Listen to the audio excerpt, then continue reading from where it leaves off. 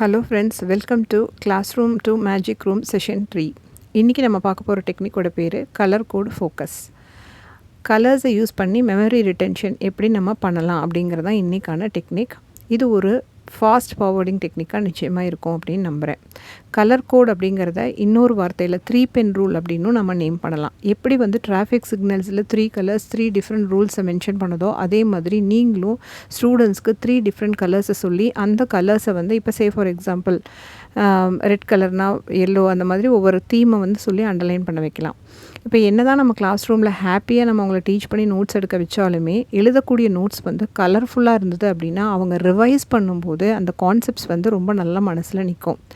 உங்களோட நோட்ஸை நீங்கள் எப்படி ஆர்கனைஸ்டாக உங்கள் டேபிளில் வச்சுருக்கீங்களோ அதே மாதிரியே ஸ்டூடெண்ட்ஸோட நோட்ஸும் மொனோட்டோனஸாக ஒரே மாதிரி கலர்லேயும் ஒரே மாதிரி பேஜஸ்லேயும் பிளாக் அண்ட் ஒயிட்டில் இல்லாமல் ப்ராப்பரான கலர் கோட்ஸை யூஸ் பண்ணி ஃபார் எக்ஸாம்பிள் ரெட் கலர் அப்படின்னா டெஃபினிஷன், எல்லோனா எக்ஸாம்பிள், அதே மாதிரி க்ரீன் கலர்னால் சைட் நோட்ஸ் க்ளூஸ் அப்படின்னு சொல்லி நீங்கள் ஒரு ஃபார்மேட்டை கொடுத்தீங்கன்னா இந்த மொனோட்டோனஸ் நோட்ஸ் கலர்ஃபுல்லான நோட்ஸாக இருக்கும். அவங்க ரிவைஸ் பண்ணும்போது ரொம்ப ஹெல்ப்ஃபுல்லாக இருக்கும்.